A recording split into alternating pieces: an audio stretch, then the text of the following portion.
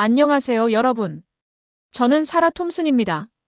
오늘 제가 들려드릴 이야기는 제 인생에서 가장 부끄러운 실수에 관한 것입니다. 동시에 가장 큰 교훈을 얻은 사건이기도 하죠.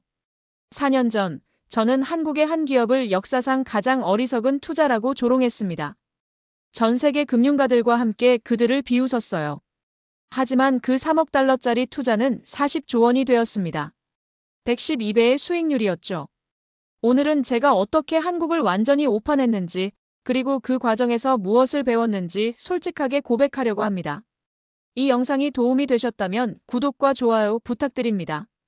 여러분의 작은 클릭 하나가 더 좋은 콘텐츠를 만드는 큰 힘이 됩니다. 그럼 시작하겠습니다. 저는 월스트리트 저널에서 15년째 자원 산업을 취재하고 있는 경제 전문 기자죠. 2018년 가을, 제 책상 위로 한 통의 보도자료가 날아왔습니다. 포스코가 아르헨티나의 염호를 인수했다는 내용이었어요.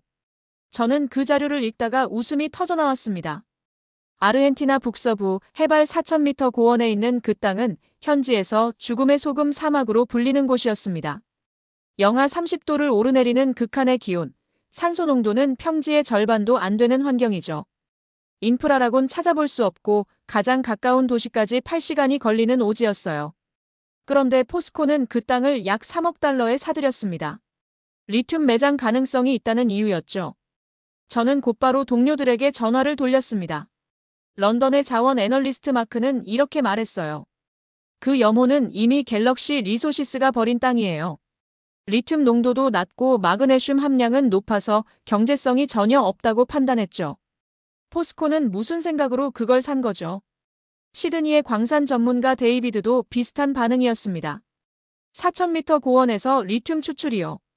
기술적으로 불가능합니다. 추출 비용만 해도 시장 가격의 2배는 나올 겁니다. 이건 투자가 아니라 도박이에요. 저는 그날 밤 늦게까지 자료를 뒤졌습니다. 갤럭시 리소시스의 과거 보고서, 아르헨티나 광업청 문서, 리튬 시장 분석 자료까지요. 조사할수록 포스코의 결정은 더욱 이해할 수 없었습니다. 일주일 후, 저는 특집 기사를 썼습니다. 제목은 포스코의 아르헨티나 도박, 실패가 예견된 투자였어요. 기사에서 저는 이렇게 썼습니다. 한국 기업들은 종종 감정적 판단으로 해외 자원 개발에 뛰어들었다가 막대한 손실을 입는다. 포스코의 이번 투자는 그 전형적인 사례가 될 것이다.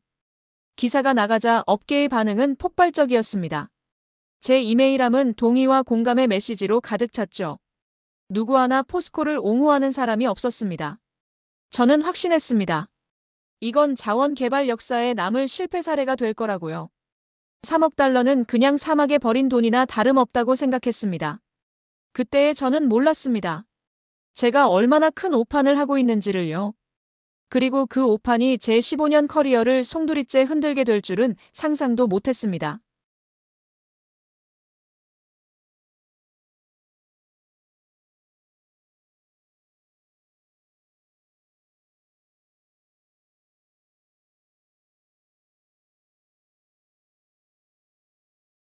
저는 그 말에 고개를 끄덕였습니다. 동의하지 않을 수 없었어요. 얼마 후 HSBC와 노무라에서도 비슷한 리포트가 나왔습니다. 제목들은 한결같았어요. 한국식 투자의 함정, 포스코 사례 분석, 감정적 의사결정이 부른 재앙. 뉴욕에서는 제 동료 기자들이 포스코 실패 카운트다운이라는 기획 기사를 준비하고 있었습니다. 1년, 2년, 3년 후 포스코의 손실이 얼마나 될지 예측하는 내용이었죠. 저도 그 기획에 참여했습니다. 2년 후 예상 손실 5억 달러라는 제 분석이 기사에 실렸어요. 2019년 초 저는 런던 출장에서 마크를 만났습니다. 우리는 템즈 강변의 카페에서 커피를 마시며 이야기를 나눴어요. 마크가 말했습니다. 사라, 포스코 건 정말 교과서적 실패 사례가 될 거예요. 저는 이미 MBA 강의에서 이 케이스를 쓰고 있습니다. 투자 판단에서 무엇을 하지 말아야 하는지 보여주는 완벽한 예죠. 저는 웃으며 대답했습니다. 저도 다음 달 컬럼비아 대학 강연에서 이 사례를 다룰 예정이에요. 제목은 데이터를 무시한 대가입니다. 우리는 포스코가 언제쯤 이 프로젝트를 포기할지 내기까지 했어요. 마크는 2년, 저는 3년이라고 봤습니다.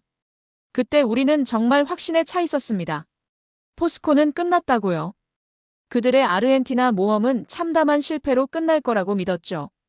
하지만 우리는 한 가지를 간과하고 있었습니다. 포스코가 조용히 무엇을 하고 있는지 전혀 모르고 있었다는 사실을요. 2019년 3월, 저는 평소처럼 아침에 커피를 마시며 이메일을 확인하고 있었습니다. 그런데 한 통의 메일이 제 눈길을 끌었어요. 아르헨티나 현지 기자 카를로스가 보낸 것이었죠. 제목은 포스코 염호 현장 사진이었습니다. 저는 별 기대 없이 첨부 파일을 열었어요. 그리고 깜짝 놀랐습니다. 사진 속에는 염호 한가운데 은색 컨테이너들이 줄지어 서 있었습니다. 태양광 패널, 송수관, 대형 탱크까지 갖춰진 시설이었죠. 마치 화성 기지 같았어요. 카를로스의 메일에는 이런 설명이 있었습니다. 사라, 포스코는 여기서 24시간 교대 근무를 하고 있어요. 현지 엔지니어들과 한국에서 온 기술자들이 밤낮 없이 일하고 있습니다. 화학적 직접 추출 방식을 실험 중이라고 하더군요. 저는 당황했습니다. 이건 제가 알던 포스코의 모습이 아니었거든요. 저는 곧바로 아르헨티나 광업청 웹사이트에 접속했습니다. 혹시 공개된 자료가 있나 찾아봤죠. 그리고 290페이지짜리 환경 영향평가서를 발견했어요. 문서를 읽는 내내 제 손은 떨렸습니다. 거기에는 정밀 지질 탐사 결과 6,000회 이상의 시추, 데이터, 파일럿 플랜트 운영 계획이 빼곡히 적혀 있었어요. 현지 고급 인력 채용 현황, 10년 단위 기술 로드맵까지 포함되어 있었습니다. 이건 도박이 아니었습니다. 치밀한 장기 프로젝트였어요. 저는 그날 저녁 동료들에게 전화를 걸었습니다. 마크, 우리가 뭔가 놓친 게 있는 것 같아요. 포스코는 우리가 생각한 것보다 훨씬 더 체계적으로 움직이고 있어요. 마크는 시큰둥했습니다. 사라, 그래봐야 결과는 뻔해요. 환경평가서 같은 건 다 형식적인 거잖아요. 하지만 저는 확신할 수 없었습니다. 얼마 후 포스코가 런던에서 투자자 간담회를 열었습니다. 저는 기자 자격으로 참석했어요. 간담회장에는 약 50명의 투자자와 애널리스트가 모여 있었습니다. 대부분 회의적인 표정이었죠. 포스코 담당자가 프레젠테이션을 시작했습니다. 우리는 18개월간 정밀 탐사를 진행했습니다. 기존 추정치보다 30% 높은 리튬 농도를 확인했습니다. 추출 성공률은 85%입니다. 청중석에서 웅성거림이 일었어요. 누군가 비웃는 소리도 들렸습니다. 하지만 포스코 담당자는 흔들리지 않고 계속 말했습니다. 우리는 말이 아니라 데이터로 증명합니다. 10년 후 전기차 시대를 우리는 지금 준비하고 있습니다. 그 순간 저는 이상한 느낌을 받았습니다. 혹시 우리가 틀린 걸까? 포스코가 우리보다 더 멀리 보고 있는 건 아닐까? 하지만 저는 그 생각을 떨쳐냈습니다. 아직은 확신할 수 없었거든요. 간담회가 끝난 후 저는 포스코가 제공한 자료들을 면밀히 검토했습니다. 그러다 한 가지 의문이 들었어요. 갤럭시 리소시스는 왜 이 염호를 포기했을까? 정말 경제성이 없어서였을까? 저는 갤럭시의 과거 보고서를 다시 찾아봤습니다. 투자자들에게 공개된 자료, 주주총회 자료, 내부 메모까지요. 그리고 한 문장을 발견했습니다. 심층 탐사를 진행할 경우 매장량이 초기 추정치보다 훨씬 많을 가능성이 있음. 저는 눈을 의심했습니다. 이게 무슨 소리죠? 더 파고들자 진실이 드러났습니다. 갤럭시는 예비 탐사에서 높은 리튬 농도를 확인했었어요. 하지만 당시 다른 프로젝트에 집중하고 싶어서 이 염호의 가능성을 의도적으로 낮게 평가했던 겁니다. 저는 충격을 받았습니다. 우리가 참고했던 갤럭시의 부정적 평가가 사실은 전략적 판단이었다는 거죠. 저는 아르헨티나 정부의 원자료까지 찾아봤습니다. 거기에는 더 놀라운 내용이 있었어요. 리튬 대 마그네슘 비율이 예상보다 훨씬 유리함. 추출 경제성이 높을 것으로 판단됨. 저는 회의실에서 동료들을 불러 모았습니다. 여러분, 우리가 틀렸을 수도 있어요. 포스코가 우리보다 더 정확한 정보를 가지고 있었던 것 같습니다. 동료들은 고개를 저었습니다. 한 선배 기자가 말했어요. 사라, 너무 앞서가지 마. 아직 결과가 나온 건 아니잖아. 포스코가 데이터를 부풀렸을 수도 있어. 하지만 저는 확신이 서지 않았습니다. 그날 밤 저는 잠을 이루지 못했어요. 제 머릿속에서는 계속 같은 질문이 맴돌았습니다. 만약 포스코가 맞다면 어떡하지? 만약 우리가 보물을 쓰레기라고 착각했다면? 다음 날 아침 저는 에디터에게 말했습니다. 저는 포스코를 다시 취재하고 싶습니다. 이번엔 편견 없이 객관적으로요. 에디터는 고개를 가로저었습니다. 사라, 이미 우리 입장은 정해졌어. 지금 와서 입장을 바꾸면 우리 신뢰도에 금이 갈 거야. 결과가 나올 때까지 기다려. 저는 답답했습니다. 하지만 에디터 말도 틀리지 않았어요. 저는 조용히 제 책상으로 돌아왔습니다. 그리고 혼자서 계속 자료를 모았어요. 포스코가 옳다는 증거를, 아니면 우리가 옳다는 증거를 찾기 위해서였죠. 그런데 자료를 볼수록 포스코 쪽으로 저울이 기울었습니다. 제 15년 경력이 송두리째 흔들리는 느낌이었어요. 저는 처음으로 이런 생각을 했습니다. 내가 한국을 과소평가한 건 아닐까? 내 편견이 판단을 흐렸던 건 아닐까? 2019년 3월 14일 오전, 저는 뉴욕 사무실에서 일하고 있었습니다. 갑자기 블룸버그 터미널에 속보가 떴어요. 포스코 아르헨티나 리튬 매장량 1350만 톤 확인. 저는 의자에서 벌떡 일어났습니다. 손이 떨렸어요. 1350만 톤. 이건 기존 추정치 200만 톤의 6배가 넘는 숫자였습니다. 전 세계 리튬 매장량을 단번에 30% 이상 늘리는 수준이었죠. 저는 곧바로 포스코 기자회견 생중계를 켰습니다. 포스코 담당자가 차분하게 발표했습니다. 18개월간 정밀 탐사를 진행했습니다. 6,000회의 시추로 확인한 매장량입니다. 추출 성공률은 92%, 추출 기간은 12개월에서 8개월로 단축했습니다. 순도 99.9% 리튬 생산이 가능합니다. 제 옆자리 동료가 중얼거렸습니다. 이거 진짜야. 이건 산업을 통째로 바꾸는 숫자잖아. 저는 아무 말도 할 수 없었습니다. 제 목구멍이 막힌 것 같았어요. 회의실에서 긴급 회의가 소집되었습니다. 에디터, 선임 기자들, 애널리스트들이 모였죠. 에디터가 저를 쳐다봤습니다. 사라, 내가 포스코를 가장 많이 취재했어. 이거 어떻게 봐? 저는 솔직하게 말할 수밖에 없었습니다.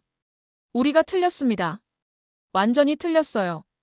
포스코는 처음부터 우리보다 훨씬 더 정확한 데이터를 가지고 있었습니다. 회의실이 조용해졌습니다. 한 선배 기자가 말했어요. 그럼 우리가 지난 1년 동안 쓴 기사는 뭐가 되는 거야? 우리는 포스코를 조롱했잖아. 저는 대답할 말이 없었습니다. 부끄러움과 자괴감이 밀려왔어요. 그날 오후, 제 전화는 쉴 새 없이 울렸습니다. 다른 기자들, 애널리스트들, 투자자들이 모두 같은 질문을 했죠. 사라, 이거 어떻게 된 거야? 포스코가 정말 해낸 거야. 저는 똑같이 대답했습니다. 네, 우리가 놓쳤던 거예요. 우리가 보지 못했던 걸 포스코는 보고 있었습니다. 런던의 마크에게서도 전화가 왔어요. 사라, 나 지금 정신이 하나도 없어. 내 15년 커리어가 뭐였나 싶어. 내가 MBA 학생들한테 뭘 가르친 거지. 저는 위로할 말을 찾을 수 없었습니다. 저도 똑같은 기분이었거든요. 그날 밤, 저는 혼자 사무실에 남아 창밖을 바라봤습니다. 맨해튼의 야경이 반짝이고 있었어요. 저는 생각했습니다. 3억에 산 땅이 지금 얼마의 가치가 될까? 그리고 우리는 왜 그걸 보지 못했을까? 제 자존심은 산산조각 났습니다. 하지만 더 큰 충격은 따로 있었어요. 제가 얼마나 편견에 사로잡혀 있었는지 깨달은 거죠. 한국 기업이라서 과소평가했던 건 아닐까? 아시아 기업이라서 무시했던 건 아닐까? 그 질문에 저는 솔직히 대답할 수밖에 없었습니다. 그렇다고요. 2019년 말부터 전 세계는 전기차 광풍에 휩싸였습니다. 테슬라의 주가는 하늘 높은 줄 모르고 치솟았어요. 중국은 전기차 보조금을 대폭 늘렸고 유럽 각국은 내연기관 퇴출 시한을 발표했습니다. 저는 그 변화를 취재하며 소름이 돋았습니다. 포스코가 10년 후를 말했을 때 사실은 그게 3년 후였던 거죠. 2020년 리튬 가격이 치솟기 시작했습니다. 수요는 폭발하는데 공급은 턱없이 부족했어요. 저는 디트로이트의 한 자동차 회사 임원과 인터뷰했습니다. 그는 한숨을 쉬며 말했어요. 리튬이 없어서 생산 라인을 멈춰야 할 판입니다. 전 세계가 리튬을 찾아 헤매고 있어요. 하얀 금 전쟁이 시작된 겁니다. 그때 제 머릿속에 포스코가 떠올랐습니다. 1350만 톤. 50년치가 넘는 공급량. 저는 곧바로 포스코를 다시 취재하기 시작했어요. 그리고 놀라운 사실들을 알게 됐습니다. 포스코는 이미 테슬라와 연간 20만 톤, 5년간 100억 달러 규모의 공급 계약을 체결했더군요. GM, 폭스바겐, 현대차까지 줄줄이 계약했습니다. 한 업계 관계자가 저에게 말했습니다. 포스코는 지금 전 세계 자동차 회사들의 구원자예요. 모두가 포스코에 매달리고 있습니다. 2021년 리튬 가격은 3배 이상 올랐습니다. 시장은 공황 상태였어요. 저는 그해 여름 제네바 자동차 쇼를 취재했습니다. 그곳에서 유럽의 한 CEO를 만났죠. 그는 쓴웃음을 지으며 말했습니다. 3년 전 우리는 포스코를 비웃었습니다. 지금은 포스코에게 애원하고 있어요. 아이러니하죠. 저는 고개를 끄덕였습니다. 정말 아이러니했어요. 런던에서 마크를 다시 만났을 때 그는 완전히 달라져 있었습니다. 사라, 나는 포스코가 10년 후를 봤다고 생각했어. 그런데 알고 보니 그들은 50년 후를 보고 있었던 거야. 저도 동의했습니다. 맞아요. 우리는 분기 실적을 보고 있었는데 포스코는 산업의 미래를 보고 있었던 거죠. 2022년 초 월스트리트 저널은 특집 기사를 실었습니다. 제목은 포스코 리튬 제국의 탄생이었어요. 저는 그 기사를 쓰지 않았습니다. 쓸 자격이 없다고 생각했거든요. 대신 후배 기자가 썼죠. 하지만 저는 그 기사를 읽으며 울컥했습니다. 3년 전 제가 조롱했던 회사가 지금은 산업을 지배하고 있었어요. 어느 날 저는 시드니의 데이비드에게 전화를 받았습니다. 사라, 기억나? 우리가 포스코 실패에 내기했던 거. 나는 2년, 너는 3년이라고 했잖아. 기억나요? 지금 생각하면 우리가 진짜 어리석었어. 우리가 버린 땅이 금보다 비싸졌잖아. 저는 조용히 대답했습니다. 네, 우리가 쓰레기라고 했던 게 보물이었어요. 우리가 불가능하다고 했던 게 가능했고요. 그 순간 저는 깨달았습니다. 포스코의 성공은 운이 아니었다는 걸요. 치밀한 계획과 기술, 그리고 미래를 보는 해안의 결과였습니다. 2022년 2월 업계를 또 한 번 뒤흔드는 뉴스가 나왔습니다. 우드 맥켄지와 S&P 글로벌 플래츠가 공동으로 포스코의 아르헨티나 리튬 자산을 평가했어요. 결과는 40조 원이었습니다. 3억 달러가 40조 원. 112배 수익률이었죠. 저는 그 숫자를 보고 멍했습니다. 현실감이 없었어요. 평가 보고서에는 이렇게 적혀 있었습니다. 연간 45만 톤 생산 가능.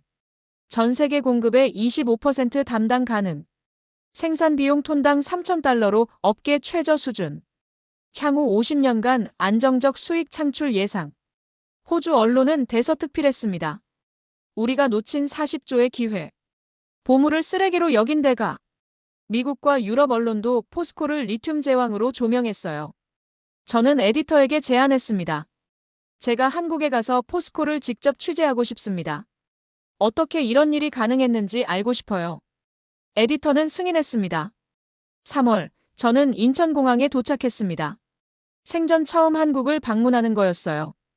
포스코는 저를 포항으로 초대했습니다. 연구개발센터와 제철소를 둘러보게 해주겠다고 했죠. 포항에 도착한 저는 압도당했습니다. 거대한 제철소, 최첨단 연구시설, 세계 각국에서 온 연구진들. 이건 제가 상상했던 한국 회사의 모습이 아니었어요. 연구소장이 설명했습니다. 우리는 매출의 5% 이상을 연구개발에 투자합니다. 그중 30%는 미래 소재 연구예요. 리튬도 그중 하나였죠. 저는 질문했습니다. 언제부터 전기차 시대를 예상하신 건가요? 연구소장은 웃으며 대답했어요. 2010년부터입니다. 우리는 10년, 20년 후를 내다보며 준비합니다. 그게 포스코의 방식이에요. 저는 역사관도 방문했습니다. 거기서 저는 충격적인 사실을 알게 됐어요.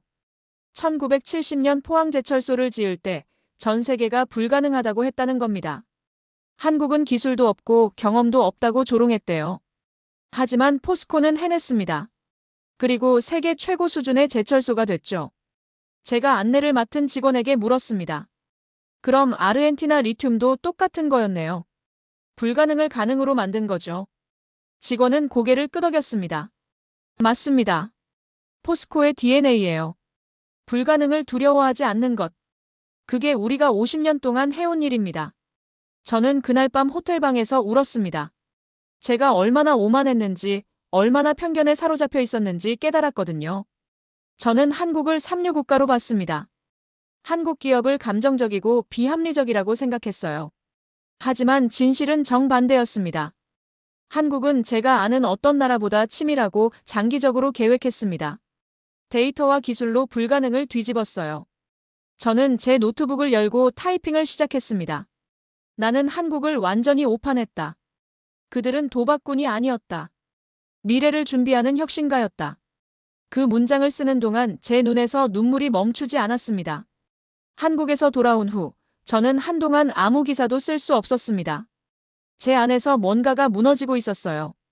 15년간 쌓아온 확신, 믿음, 세계관 같은 것들이요. 한 달 후 컬럼비아 대학에서 강연 요청이 왔습니다. 국제자원 개발 실패 사례라는 주제였어요. 저는 고민했습니다. 그리고 결심했죠. 진실을 말하기로요. 강연장에는 100명이 넘는 학생과 교수들이 모였습니다.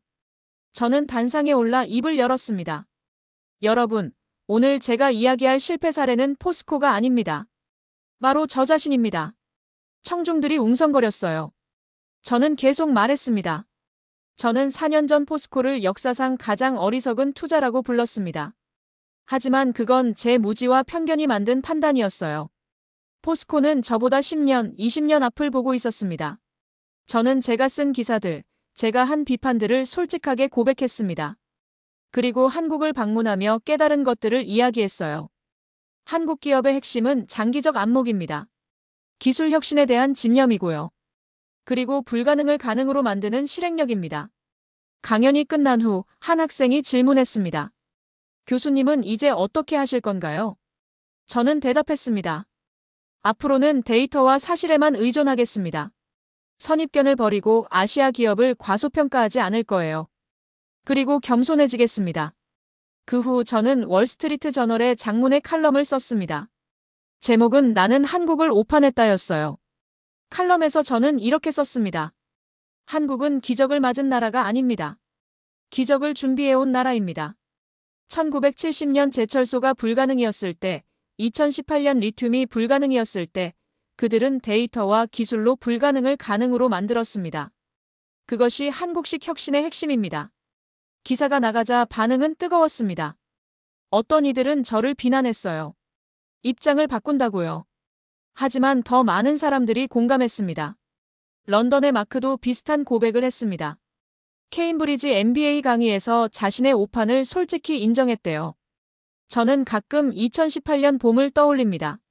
포스코의 보도자료를 읽으며 웃던 그날을요. 만약 그때 조금만 더 열린 마음이었다면, 만약 편견을 버리고 데이터를 제대로 봤다면. 하지만 후회는 소용없습니다. 대신 저는 교훈을 얻었어요. 절대 쉽게 판단하지 말 것. 데이터를 믿을 것. 그리고 겸손할 것. 지금 저는 다른 기사를 쓰고 있습니다. 한국 기업들의 미래 전략에 관한 시리즈물이에요. 이번엔 조롱하지 않습니다. 배우려고 합니다. 포스코가 제게 가르쳐준 건 단순히 리튬의 가치가 아니었어요.